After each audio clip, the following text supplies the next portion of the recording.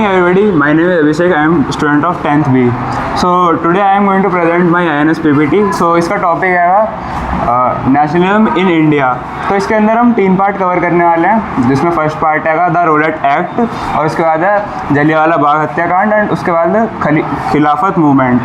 So the first part is Rowlatt act, जिसमें कि ये चीज़ हुई थी कि जो हमारी ब्रिटिश गवर्नमेंट थी उसने इंडिया में एक ऐसा नियम लागू करा था, जिसमें उन्होंने ये करा था कि जो भी लाइक हमारे लीडर्स पॉलिटिशियन होते हैं, अगर वो तो जो ब्रिटिश गवर्नमेंट थी उन्होंने रोलेट एक्ट बनाया था, जिसमें ये था कि जो भी हमारे पॉलिटिकल लीडर हैं वो ब्रिटिश के बारे में कुछ भी नहीं बोल सकता। अगर वो ब्रिटिश गवर्नमेंट के बारे में कुछ भी बोलेंगे तो उन्हें तुरंत अरेस्ट कर लिया जाएगा।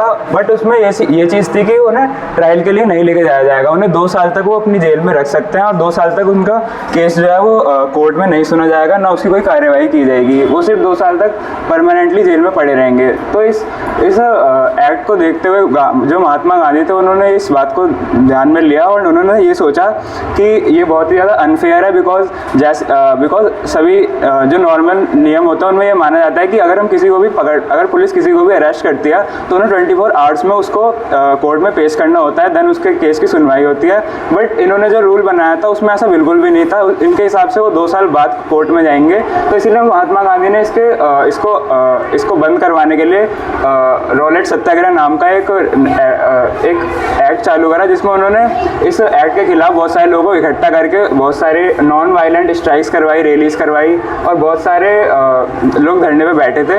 और उनमें और वो महात्मा गांधी की बात मानते हुए कुछ भी वायलेंस से नहीं कर रहे थे। वो सब बहुत ही शांति से धरना दे रहे थे और बहुत सारी रैलीज निकाल रहे थे। एंड उसके बाद बट जो ब्रिटिश गवर्नमेंट थी उन्हें बहुत ज़्यादा खतरा फील हो रहा था, बिकॉज उन्हें लग रहा था कि अगर ये ऐसे चलता रहा तो बहुत ही जल्दी धीरे धीरे लोग इकट्ठे हो जाएंगे और उनके खिलाफ एक्ट लेना चालू कर देंगे। इस वजह से उन लोगों ने ये करा कि उन्होंने वो रैली में गए, और वहाँ पे उन लोगों ने अमृतसर में जाके जो लोग वहाँ पे धरना दे रहे थे उनके ऊपर फायरिंग करवा दी। एंड बट लोग उसमें किसी की डेथ नहीं हुई, लेकिन उसकी वजह से लोग बहुत ज़्यादा डर गए, और इसकी वजह से लोग प्रवोक हुए, और उन्होंने महात्मा गांधी की बात ना सुनते हुए वायलेंस को चूज़ करा। एंड उन्होंने वापस लड़ाई करी, एंड उन्होंने भी बहुत सारे पुलिस वालों को मारा, जो कि ब्रिटिश गवर्नमेंट चाहती थी।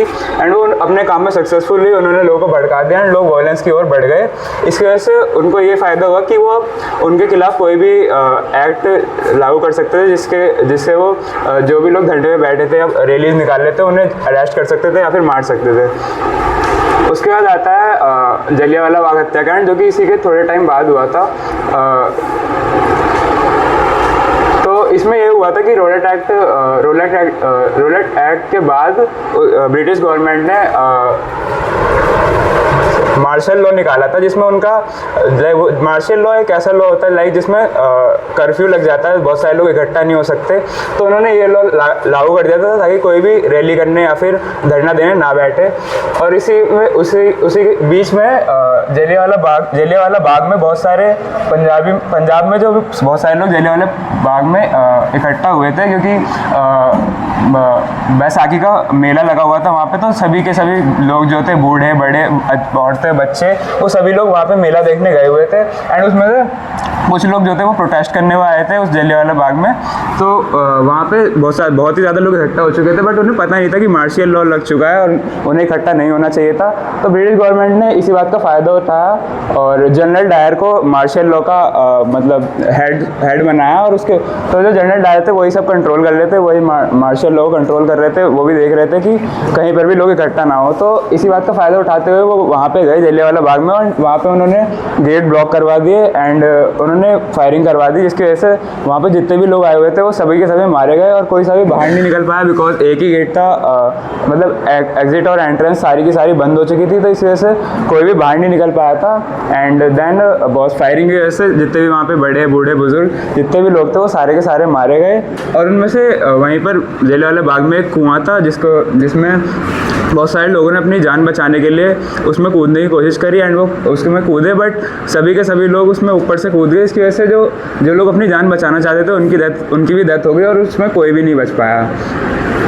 और इसकी वजह से जो जितने भी हिंदूज़ और इंडियंस थे वो सारे के सारे ब्रिटिश गवर्नमेंट से बहुत ज़्यादा गुस्सा हो गए और उन्होंने वायलेंस का जो रास्ता था वो चुन लिया एंड उन्होंने गांधी जी की बात ना मानते हुए वायलेंस चूज़ करा और ब्रिटिश गवर्नमेंट के साथ हाथापाई और पुलिस को मारा और बहुत सारी चीज़ें करी जो कि गांधी जी बिल्कुल नहीं चाहते थे। और इसी वजह से जो गांधी जी थे उन्होंने सत्याग्रह को बंद कर दिया था, क्योंकि उन्हें बहुत ज़्यादा बुरा फील हो रहा था, क्योंकि उन्होंने ये सब इसलिए करा था ताकि लोग बच सकें और वायलेंस ख़त्म हो सके। बट लोगों ने इसका बिल्कुल उल्टा करा, उनकी बात ना मान के उन लोगों ने वायलेंस चूज़ करा और उन्होंने बहुत सारे ब्रूटल चीज़ें करी, जैसे कि पुलिस पे वापस अटैक करा और बहुत सारे बिल्डिंग्स तोड़ी। एंड देन इसकी वजह से जो गवर्नमेंट थी वो उनको भी एक फ्री हैंड मिल गया, जो प्रोटेस्ट कर रहे थे उन पे हमला करने के लिए उनके पास भी उन्होंने फिर उनके साथ बहुत ब्रूटल व्यवहार करा। एंड देन गांधी जी ने उस एक्ट को बंद कर दिया।